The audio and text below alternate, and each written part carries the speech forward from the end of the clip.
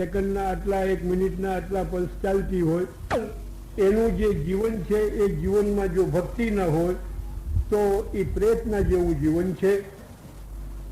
મનુષ્ય સવારે અને રાતના સૂએ ત્યાં સુધી અનેક કાર્યો કરે છે. એ કાર્યોનું વિભાજન કરીએ તો કેટલાક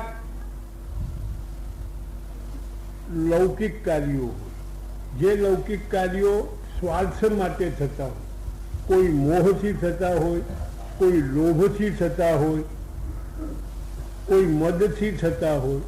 એટલે કામ, ક્રોધ, લોભ, મોહ, મદ, મત્સરની ભાવના જે કર્મની, જે ક્રિયાની પછવાડે હોય એ લૌકિક કર્મ કહેવાય.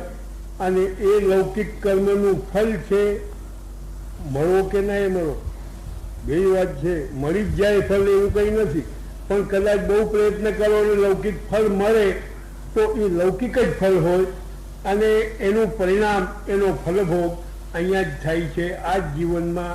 અને આ જ એક દિવસે અથવા 2-5 દિવસની પછી એનો ભોગ થાય છે. અને એ ભોગ થાય ત્યાં સુધી જ સુખ, ભોગ પૂરો થયો એટલે સુખ પણ ખલાસ, શાંત છે, એનો અંત છે. બીજા છે વૈદિક કર્મો, એટલે સ્વાર્થી કર્મ છે. એ સ્વાર્થી કર્મ કરતાં વૈદિક કર્મો વધારે શ્રેષ્ઠ.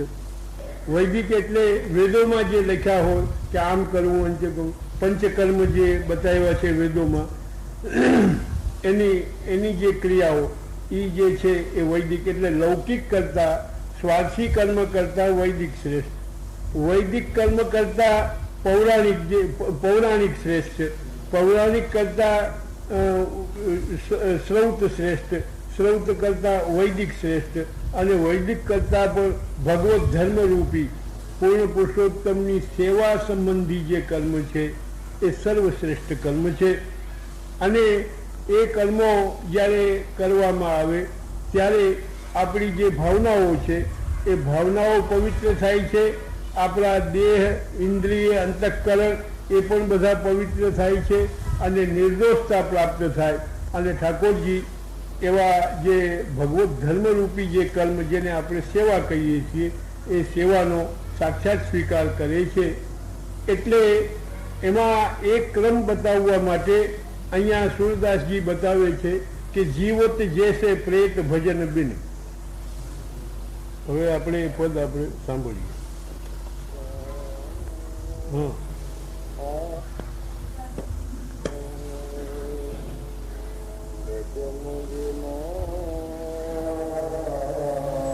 વધારે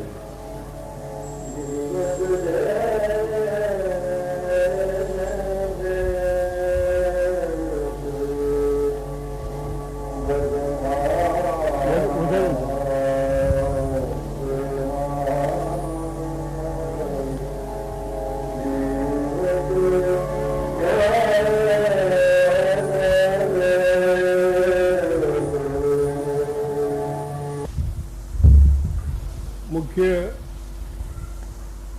ચર્ચાનો પ્રારંભ કરીએ.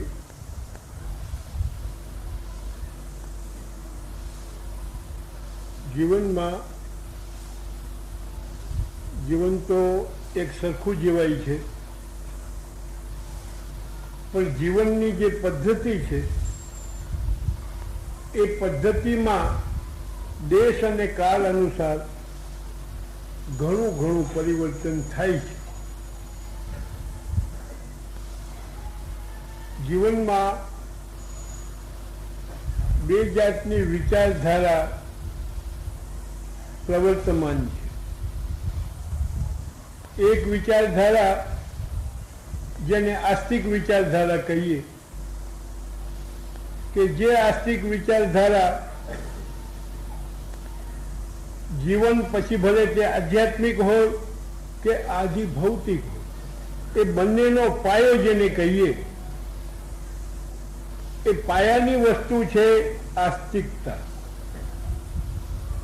બીજી એક વિચારધારા છે જેને આપણે નાસ્તિકતાના અર્થમાં ઓળખીએ.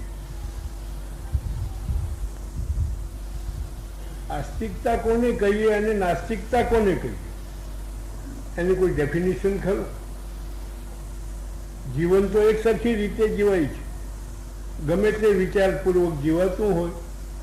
આનંદથી ખાઈએ પીએ છીએ, ઊંઘ કરીએ છીએ, ધંધો કરીએ છીએ, નોકરી કરીએ છીએ, વ્યવસાય કરીએ છીએ, ઉદ્યોગ કરીએ છીએ, વ્યાપાર કરીએ છીએ, બહાર આવવું જાવું, લગ્ન થાય છે, બધા પ્રસંગો પણ થાય છે, હાસ્ય રમૂજમાં પણ જીવાય છે, ખાવું પીવું લેર કરીએ છીએ. એમાં આસ્તિકતા શું ને નાસ્તિકતા શું? પણ એક તત્વચિંતકે કહ્યું છે કે આસ્તિક કોણ અને નાસ્તિક કોણ, તો એણે એક જનરલ ડેફિનેશન આપ્યું કે આસ્તિક એ છે કે જે સુખની શોધ તો બેય કરે છે. આસ્તિક અને નાસ્તિક બેય સુખની શોધ તો કરે છે, કોઈને દુઃખ જોતું નથી. આમાં પૂછો બધાને કે દુઃખ જોઈએ? કોઈ હાથ ઊંચો નહીં થાય કે આ જોઈએ છે. પણ સુખ જોઈએ જેમ પૂછો એટલે લગભગ કોઈ બાકી નહીં છે. બધાને ઊંચા હાથ થઈ જાય કે અમારે જોઈએ. લખી લ્યો, લખતા હોય તો અમારું જોઈએ. એટલે સુખની શોધ અને ઈચ્છા તો બધાની છે, બેયની છે. પણ એક સુખને શોધે છે જે અમાપ છે, એમાં સુખને શોધે છે. જેનો કોઈ માપ નથી એને અમાપ કહીએ. એ અમાપમાં સુખની શોધ કરે છે. આ એક વર્ગનો વિચારધારા એ છે. અને બીજી વિચારધારા વાળા લોકો એ છે કે જે મર્યાદિત છે એમાં સુખની શોધ કરે છે. પરિણામ શું આવે છે કે જે અમાપ છે એમાં જે સુખને શોધવા વાળો છે એ સુખી જરૂર થાય છે, અવશ્યમેવ સુખ પ્રાપ્ત કરે છે. પણ બીજો જે મર્યાદા વાળું છે એમાં જે સુખની શોધ કરે છે એ પરિણામમાં દુઃખી થાય છે, સુખી થતો નથી, પસ્તાય છે. આ આસ્તિક અને નાસ્તિકની વિચારધારા આપણને થઈ. એ વિચારધારા અનુસાર આજે સમાજના ઘણા ભેદ પડી ગયા.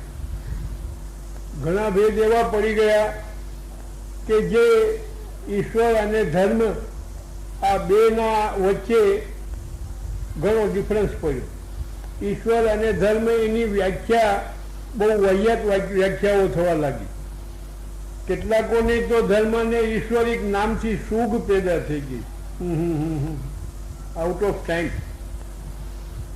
અને આ બધું જે છે ઓર્થોડોક્સ આઈડિયાઝ, અત્યારે તો સમય બહુ એડવાન્સ થઈ ગયો, કલ્ચર પણ એડવાન્સ થઈ ગઈ. એના અર્થમાં કલ્ચર એડવાન્સ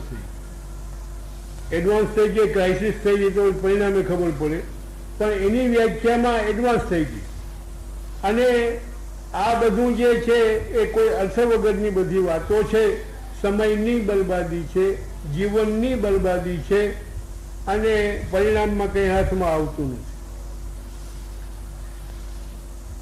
એક એ વિચારધારાના લોકો છે, એવું માને છે કે ધર્મ અને ઈશ્વર આ બે નકામી વસ્તુઓ છે, એની પછવાડે સમય બગાડવાનો કોઈ હેતુ નથી, કોઈ પ્રયોજન નથી. બીજી વિચારધારા એવી છે કે જે ધર્મ અને ઈશ્વરમાં માને તો છે પણ અધકચરા. એમ માને છે કે ધર્મ અને ઈશ્વર હોય, કદાચ માની લઈએ કે છે, પણ સાતમા આસમાનમાં છે, કોઈને દેખાતો નથી ક્યાંય. અને કેને ખબર છે કે સાતમા આસમાનમાં છે કે નહીં? એટલે વખત આવે જ્યારે કોઈ બહુ તંગદિલી થાય તો એમાં એ સક્સેસ ન થાય. હઠ છોડી દે કે નહીં ભાઈ છોડી દો હઠ. કોણ જાણે હોય કે ન હોય, ન હોય તો દુઃખી થાય, હોય તો સુખ મળે પણ ન હોય તો દુઃખી થાય. માટે એનો હઠ ન રાખવો. એટલે એવા અર્ધદગ્ધ વિચારધારા વાળા લોકો. ત્રીજો વર્ગ એવો છે કે જે ધર્મ અને ઈશ્વર બંનેને હાજરા હાજર માને છે, દરેક પદાર્થોમાં એના દર્શન કરે છે, અને જીવનની હરેક ક્રિયાઓની અંદર એની અપેક્ષા રાખે છે. હવે આ 3 કોટીના 3 વર્ગ તો પડ્યા, પણ એમાં નફો નુકસાન શું છે સમાજ જીવનને રાષ્ટ્ર જીવનને એ આપણે જોવું જોઈએ કે જે પહેલો વર્ગ છે કે જે ધર્મ અને ઈશ્વરમાં નથી માનતો એ આજે મેજોરિટી ભોગવે છે. આ બધા બંને માઇનોરિટીમાં છે, મેજોરિટીમાં ઓલો વર્ગ છે. વ્યાપારમાં આગેવાની એ વર્ગ ભોગવે છે. ધન, વૈભવ, સુખ એ બધું એની પાસે છે. સત્તા એની પાસે છે. સત્તા, જે સત્તાધારી લોકો છે એમાં પણ આ વર્ગના વધારે એડવાન્સ. બીજા સમાજની અંદર કોઈ વ્યાપાર વગેરેની અંદર પણ આ વર્ગ એડવાન્સ વધારે પડતો. શિક્ષણ ક્ષેત્રની અંદર પણ આ વર્ગ આવો જાજો કે આ બધી નકામી વાતો છે. We are wasting the time અને વી શુડ એવોઇડ. એ બધી વાતો પુરાણી થઈ ગઈ અને એ વાતોને હવે ભૂલી જવી જોઈએ, મૂકી દેવી જોઈએ.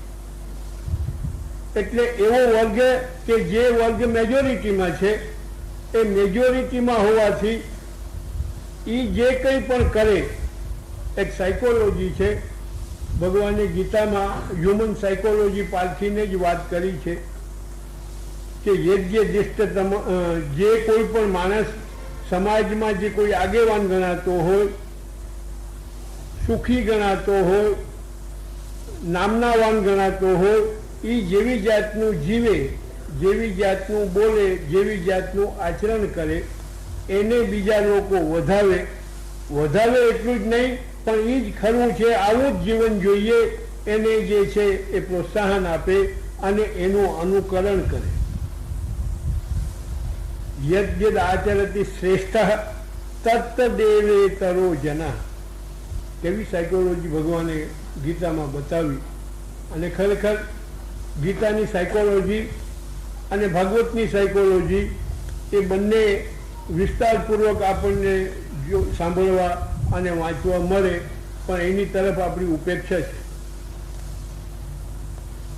મનોવિજ્ઞાનની બે વિચારધારા, એક ફ્રાઇડ, એનો ઉદ્ભવ કર્યો ફ્રાઇડે, અને એ પછી બીજા જે છે એ 3 વિદ્વાનો થયા.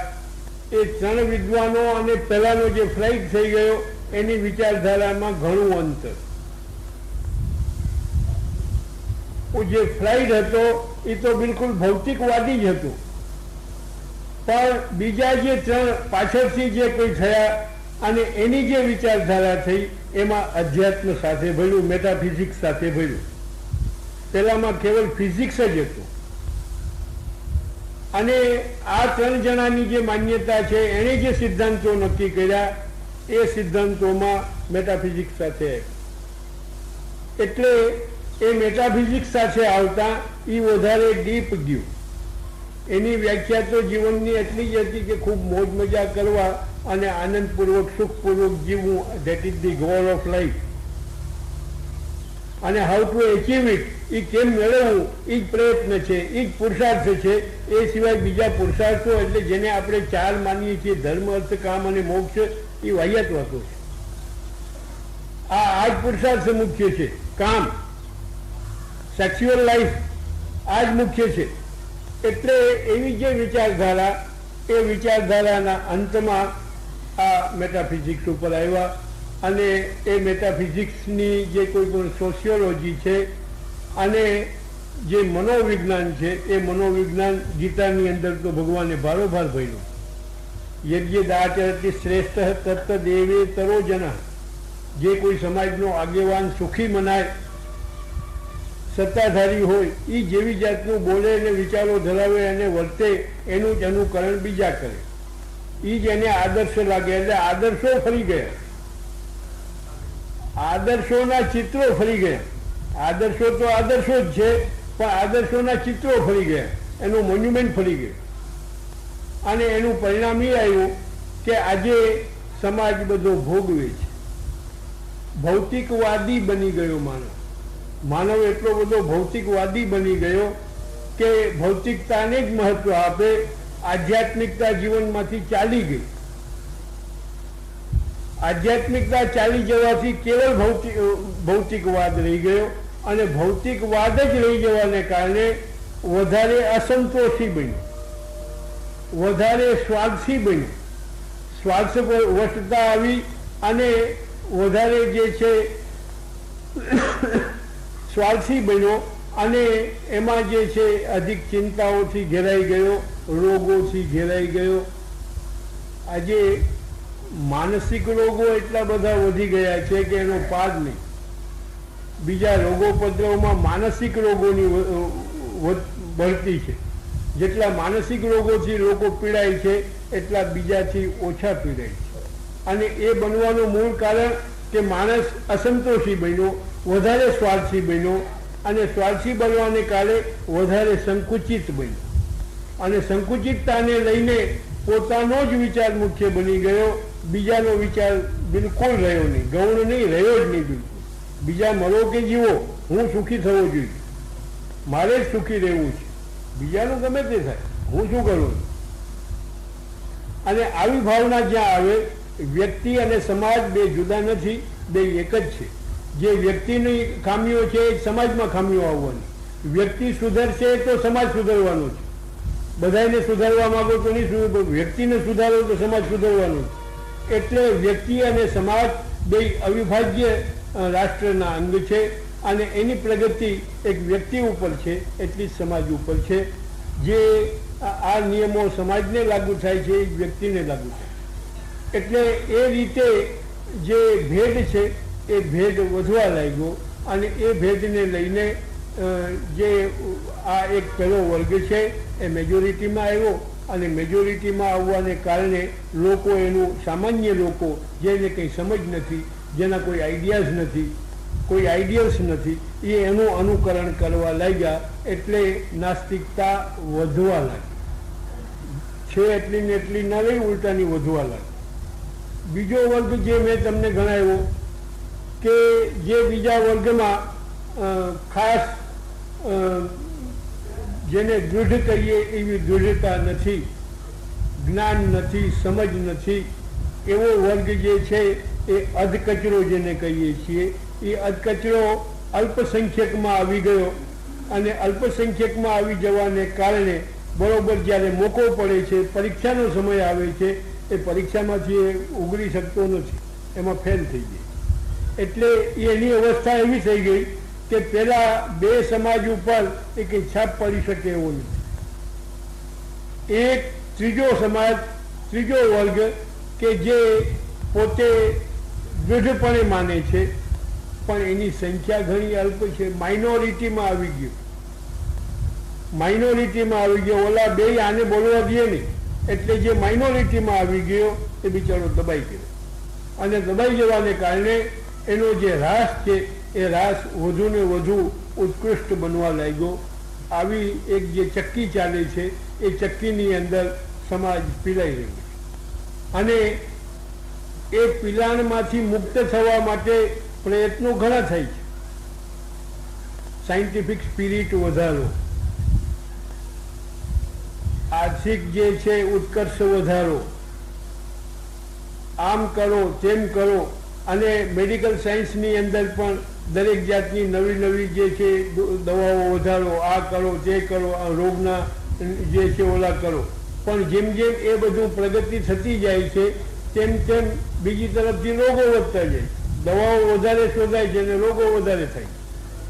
અને અનએક્સપેક્ટેડ જે આજથી 1-25 પહેલા જે રોગોની તાલિકા હતી એમાં જે રોગોના નામ અને લક્ષણો આપણે જોઈએ છીએ એનાથી જુદા જ નામ અને લક્ષણો આજે વિદ્યમાન થઈ.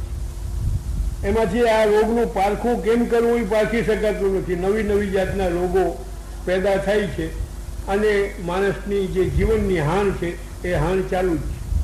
કહેવાનો મતલબ કે જે સુખની પછવાડે આપણે દોટ મૂકીએ છીએ એ સુખ તો દૂર ને દૂર જતું જાય છે, સુખ મળતું નથી. એમાંથી ઉપાય શું? આ એક મોટો જે છે પ્રશ્ન લોકોની સામે, વિચારવાન લોકોની સામે આવીને પડ્યો છે. સ્પેસમાં જઈ આવીએ, વાં જઈ આવીએ, પણ ક્યાંય પણ સુખની પ્રાપ્તિ થતી નથી અને થશે કે કેમ આ પણ એક પ્રશ્ન છે. તો એક જ વસ્તુ છે કે સ્વાર્થી માણસ બનવાને કારણે જે પ્રત્યક્ષ વસ્તુ દેખાય છે એનો સ્વીકાર કરવો, જે વસ્તુ નથી દેખાતી એનો સ્વીકાર કરવો નહીં. અમને સામે દેખાવું જોઈએ. આજે આવી સ્થિતિમાં આપણા જે આધ્યાત્મિક મૂલ્યો છે એ આધ્યાત્મિક મૂલ્યો લુપ્ત થવા લાગ્યા.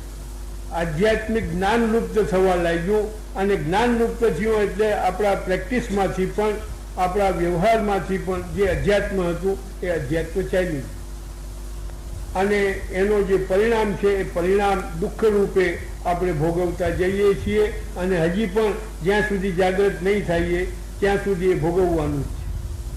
જેને આપણે અધ્યાત્મ કહીએ એ અધ્યાત્મ આપણા ભારતે શોધ્યું છે અને ભારતે પચાવ્યું છે અને ભારતે એનો ભોગ કરીને બતાવ્યું છે. બીજા દેશો એટલે કે પશ્ચિમના દેશો અધ્યાત્મને પામી શક્યા નથી, ભૌતિકતાને પામ્યા છે. એનાથી એક ડીગલો આગળ વધીને મેટાફિઝિક્સ સુધી પહોંચ્યા છે. પણ જેને આપણે અધ્યાત્મ કહીએ છીએ એ અધ્યાત્મ સુધી પશ્ચિમના દેશો નથી પહોંચ્યા, અધ્યાત્મ સુધી પહોંચ્યા નથી. એ જ વાત ક્રિશ્ચિયાનિટીમાં પણ છે કે ક્રિશ્ચિયાનિટી પણ અધ્યાત્મ સુધી પહોંચી નથી, ફિઝિક્સ અને મેટાફિઝિક્સ સુધી પહોંચી છે. તો એ સંજોગોમાં આપણી બુદ્ધિ અને આપણી જે શક્તિઓ છે એ શક્તિઓ ઘણી કુંઠિત થઈ, મર્યાદિત થઈ ગઈ. એટલે અધ્યાત્મનું જ્ઞાન આજે મળતું તો છે નહીં. ન કોઈ સ્કૂલોમાંથી મળે છે, ન કોલેજોમાંથી મળે છે, ન કોઈ યુનિવર્સિટીઓ દ્વારા આપણને પ્રાપ્ત થાય છે. એટલે એ મળતું તો એ પણ બંધ થઈ ગયું.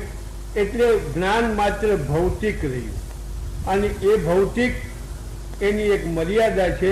એ મર્યાદામાં જ તમને જ્ઞાન આપી શકે, એનાથી વિશેષ નહીં. અધ્યાત્મ એટલે સૂક્ષ્મ પદાર્થ. એ સૂક્ષ્મ પદાર્થ એવો કે જેને આપણી બુદ્ધિ અને ઇન્દ્રિયો જેનું સાક્ષાત જ્ઞાન ન પામી શકે એવી જાતનું જે પદાર્થ, એવી જાતનું જે તત્વ, એનું નામ છે અધ્યાત્મ. જરા એનાલાઇઝ કરીએ. એક સિદ્ધાંત પહેલા બતાવું હું. એક સિદ્ધાંત પહેલા પાકો થાય કે જે વસ્તુ જેટલી સૂક્ષ્મ હોય એટલી વધારે પાવરફુલ હોય અને એટલી પાવરફુલ હોય એટલી જ વધારે ઉપયોગી હોય. હવે એક જોઈએ પદાર્થ કે એક લોઢું જોઈએ. લોઢું એ એક એવો પદાર્થ છે કે જેનું ગ્રેવિટેશન છે અને જેની સોલિડારિટી છે, એવું ઘનત્વ છે કે ઘનત્વને લઈને પથ્થરને પણ કાપવું હોય તો લોઢું કાપી શકે. પથ્થરને કાપવા માટે લોઢા સિવાય બીજું કોઈ સાધન નથી. કાં તો ઘણ સિફાડીને કટકા કરો, ભૂકો કરો, અને કાં કરવતી છે. ઘણ અને કરવતી બે લોઢાની જ છે. એટલે ઘનમાં ઘન વસ્તુ, ગ્રેવિટેડ મટીરિયલ આપણે જો કહીએ તો લોખંડ છે. પણ પથ્થર છે, પથ્થર કરતાં લોખંડ વધારે મજબૂત. એટલે લોખંડ સૌથી વધારે મજબૂત થયું. એનાથી ઓછું મજબૂત, જેને એનાથી પણ કાપી શકાય એવું પથ્થર થયું. પથ્થર એ ઓલા લોઢા કરતાં સૂક્ષ્મ થયું. પણ પથ્થર કરતાં એક સૂક્ષ્મ પદાર્થ છે જેને આપણે સોઇલ કહીએ, ધૂળ કહીએ. ધૂળ એના કરતાં સૂક્ષ્મ છે. એક નાનામાં નાનો ધૂળનો લઈએ તો નરી આંખે દૂરબીન સિવાય દેખાય પણ નહીં એટલું સૂક્ષ્મ તત્વ થાય. એટલે પથ્થર કરતાં સૂક્ષ્મ થયું ધૂળ. ધૂળ કરતાં એક વધારે સૂક્ષ્મ વસ્તુ છે. પથ્થર કરતાં સૂક્ષ્મ વસ્તુ જેમ ધૂળ થઈ, ધૂળનો ઉપયોગ વધારે, પથ્થરનો ઉપયોગ ઓછો. પથ્થરનો ઉપયોગ તમે મકાનોના બાંધકામમાં ને કરો એટલો જ ને, પણ ધૂળનો ખપ વધારે. મકાનોના બાંધકામમાં તો એ ધૂળ પણ વપરાય, ખેતીમાં વપરાય, અને એની સાથોસાથ ખેતીમાં પણ વપરાય અને એના પાત્રો, માટીના વાસણો વગેરે પણ બનાવાય, જેમાં રાખીને વસ્તુ ખવાય, પીવાય, આ બધું. અને સ્ટોરિંગ કરવું હોય તો સ્ટોરેજ પણ એમાં માટીથી થાય. એટલે પથ્થર કરતાં માટીનો ઉપયોગ આમ વધુ થયો. માટી કરતાં એક વધારે સૂક્ષ્મ વસ્તુ છે જેને આપણે જલ કહીએ, પાણી, જેમાં લિક્વિડિટી વધારે છે અને ઘનતા ઓછી છે. ઘનતા પેલી માટી કરતાં પણ ઓછી જે છે સોલિડરિટી એની અંદર પાણીની અંદર આવે છે. લિક્વિડિટી વધારે છે અને વધારે સૂક્ષ્મ છે. જલનો સ્વભાવ છે કે અહીંયા ઉપર પડે એટલે ક્યાંય પણ રસ્તો કરીને એક હેર ક્રેક જેટલી સ્પેસ મળી જાય તો ત્યાંથી પણ લીક થઈને નીચે લીકેજ બતાવે, નીચે અવતરિત થાય. એટલે ધૂળ કરતાં વધારે સૂક્ષ્મ જલ થયું, એટલે જલ વધારે ઉપયોગી થયું. માણસને પીધા વિના જીવન ટકાવી શકાય નહીં. આ પાણી હમણાં નથી મળતું તો કેવી બાપા મારી બોલે. ટ્રેનો દ્વારા આપણે અહીંયા લઈ આવીએ છીએ અને રોજની 4-4 ટ્રેનો આવે અને હજારો લાખો રૂપિયા રોજના ખર્ચાય. 2-2 મહિના થઈ ગયા છતાં એ ટ્રેનો દ્વારા એક જ શહેરમાં પૂરું થતું નથી. અને ભગવાને આ એક રાતમાં બધા ડેમ છલકાવી દીધા. એક રાતમાં જ થઈ ગયો ને ધડાકો, એક રાતમાં જ બધું થઈ ગયું. એટલે ભગવાન જેને આપણે 1000 હાથવાળો કહીએ છીએ, આપણી પાસે 2 હાથ છે, એની પાસે 1000 હાથ છે. 1000 હાથવાળો જે દઈ શકે, 2 હાથવાળો કેટલું લેશે? 2 હાથવાળો મર્યાદામાં લઈ શકવાનો છે, વધારે કંઈ લઈ શકવાનો નથી. એટલે જે પાણી છે એ પાણી ધૂળ કરતાં વધારે સૂક્ષ્મ પાણી છે. પાણી કરતાં એક વધારે વસ્તુ સૂક્ષ્મ છે જેને આપણે વરાળ કહીએ, ધી વેપર, જેને સ્ટીમ કહીએ. સ્ટીમ જલ કરતાં પણ સૂક્ષ્મ છે અને એની અંદર કેટલી ક્રિયાશક્તિ છે કે તમારી સ્ટીમરો ચાલે છે, ટનો મોઢે એમાં માલ ખર્ચીને લઈ જાય છે. તમારી ટ્રેનો એના દ્વારા ચાલે છે કે જેમાં 30-40 વેગનો જેની પાછળ લગવાડ્યા હોય અને લોડેડ વેગનોને પણ વહન કરે છે. અને એ સ્ટીમો દ્વારા મોટા મોટા કારખાનાઓ પર ચાલે છે, ભઠ્ઠીઓ પણ ચાલે છે. બધું કામ જે છે કારખાનાઓનું થાય છે. એ પહેલાં જલ કરતાં વધારે સૂક્ષ્મ છે સ્ટીમ. સ્ટીમ કરતાં વધારે સૂક્ષ્મ કોઈ ખરું? અરે હજી છે, ઘણું છે હજી. સ્ટીમ કરતાં વધારે સૂક્ષ્મ પદાર્થ જો જોઈએ તો એક વિજ્ઞાન આપણને બતાવે છે કે સ્ટીમ કરતાં વધારે સૂક્ષ્મ છે હવા. જે હવામાં ભેજ નથી, સૂકી છે, ગ્રેવિટી નથી, સ્પીડ છે, આ બધી શક્તિ છે. હવાનું જો વાવાઝોડું થયું તો એ ખબર છે ને કેટલા શહેર અને ગામોને ઉજળ કરી દીધા હતા. અને જ્યાં જલ છે એને સ્થળ કરી દીધું, સ્થળ છે એને જલ કરી દીધું, બધું ધ્વસ્ત કરી નાખ્યું. એટલે હવા એ એનાથી પણ વધારે સૂક્ષ્મ છે. હવા કરતાં વધારે સૂક્ષ્મ, વધારે શક્તિશાળી અને સૂક્ષ્મ પદાર્થ જો કોઈ હોય તો અગ્નિ. અગ્નિ જે બાળીને બધું ભસ્મ કરી નાખે, જેની સાથે વધારે એમાં શક્તિઓ છે. પણ એના કરતાં જે તેજના જે કિરણો છે એ કિરણો એના કરતાં પણ સૂક્ષ્મ. સૂર્ય લાખો માઇલ દૂર છે, હજારો માઇલ દૂર છે, પણ ત્યાંથી જે પ્રકાશ ફેંકે છે એ પ્રકાશ આખા આ લોકની અંદર, આખા વિશ્વની અંદર ફેલાય છે અને બધે સૂર્યોદય થાય છે અને સૂર્યાસ્ત પણ થાય છે. લોકોના જન્મ અને મરણનો કાળનો કોઈ માઇલસ્ટોન હોય તો સૂર્ય છે. એનાથી દિવસની કલાકોની, મિનિટોની ગણના છે, સેકન્ડની ગણના, સૂક્ષ્મમાં સૂક્ષ્મ અંશ સેકન્ડ છે. પલ, વિપલ, કલા, વિકલા એ બધું ગણના થતાં વર્ષ અને યુગ અને કલ્પ સુધીની સંખ્યા એના ઉપર રન થાય છે. તો સૂર્યનો જે પ્રકાશ છે એ પ્રકાશ એનાથી પણ સૂક્ષ્મ થયો.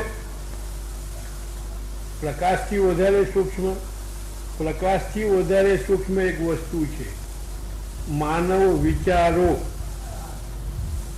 માનવ વિચારો એટલા બધા સ્પીડી છે કે સૂર્યના કિરણોને પહોંચતા તો હજી મિનિટો અને કલાકો એ લાગી જાય. અત્યારે 5 વાગે છે સાંજના. એટલે અહીંયા ભારત ખંડની અંદર સૌરાષ્ટ્રમાં આટલા અક્ષાંશ અને રેખાંશ ઉપર આવેલું આ કુતિયાણા, એમાં આ 5 વાગે છે. પણ અમેરિકાને ને આપણે 8 કલાકનું અંતર છે. 8 કલાક, 8 hours. અત્યારે આની સાથે સિંક્રોનાઇઝ કરીએ તો જેને આપણે ઇંગ્લેન્ડ કહીએ છીએ, ઇંગ્લેન્ડમાં 5 hours, 5 કલાકનું અંતર છે. એટલે સૂર્યના કિરણોને એટલા અંતરમાં પહોંચતા એટલો સમય લાગે છે કે જેને